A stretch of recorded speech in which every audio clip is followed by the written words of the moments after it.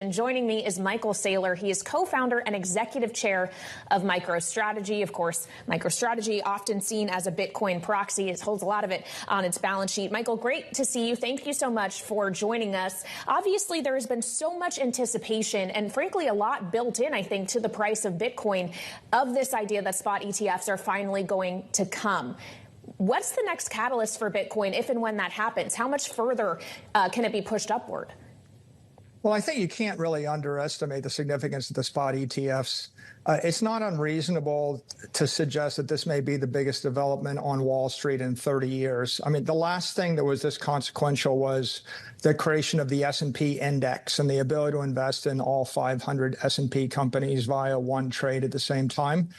So this is very eagerly anticipated, but most of the money in the Bitcoin market right now is the hodlers and the traditional crypto investors. Mainstream investors, mainstream retail, mainstream institutions have not had a high bandwidth compliant channel to invest in this asset class until these spot ETFs. So I think in January, the approval of the spot ETFs is going to be a major catalyst. It's going to definitely drive a demand shock. And then that will be followed in April with a supply shock because there are about 900 Bitcoin a day available for sale by natural sellers, the miners. And that number is going to be cut to 450 Bitcoin a day in April. So it's a pretty big deal.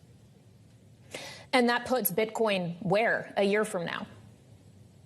Higher.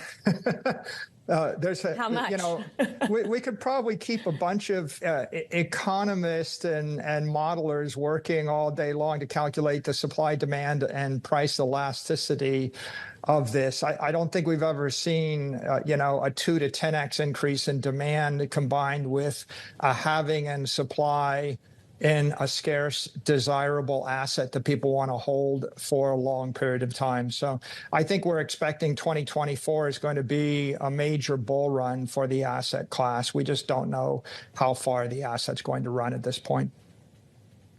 Well, and to get to MicroStrategy specifically, as I said, obviously a big holder of Bitcoin. Given what you just told me about how a spot ETF is going to make it perhaps easier, more appetizing for retail investors, institutionals to get crypto exposure via that product, why would someone still need to be a buyer of MicroStrategy? Is this actually something that is going to end up working against you?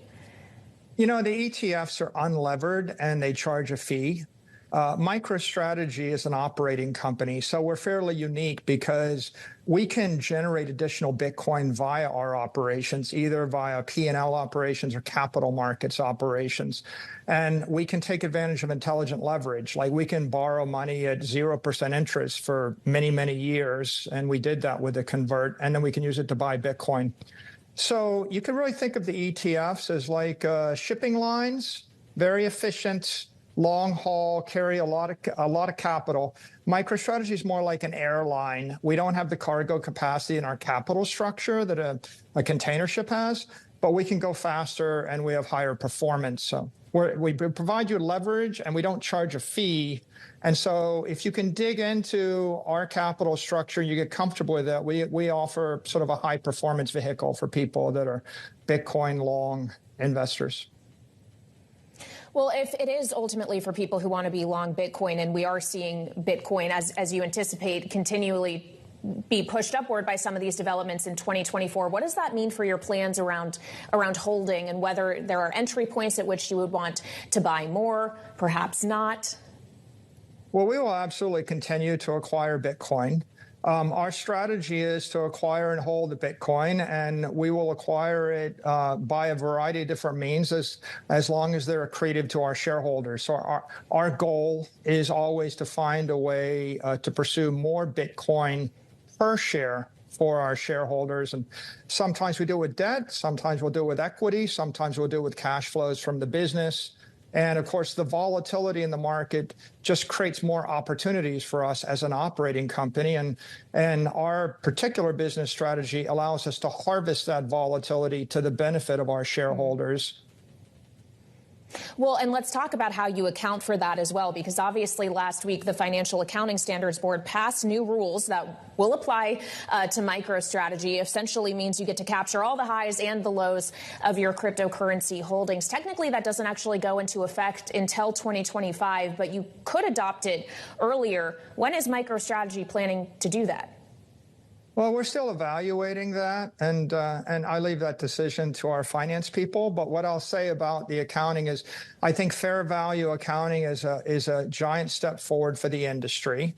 And up until now, corporations have had to invest all of their spare treasury reserves in sovereign debt. Sovereign debt normally has a compound annual growth rate of a few percent. The cost of capital for most companies is 10 to 12%. Bitcoin's got a compound annual growth rate of 40+% over the past 4 years, and even higher in the more distant past. So having a digital money like Bitcoin as a treasury reserve asset allows you to beat the cost of capital, and it turns your balance sheet into an asset instead of a liability. So we think this is a real game changer for corporations.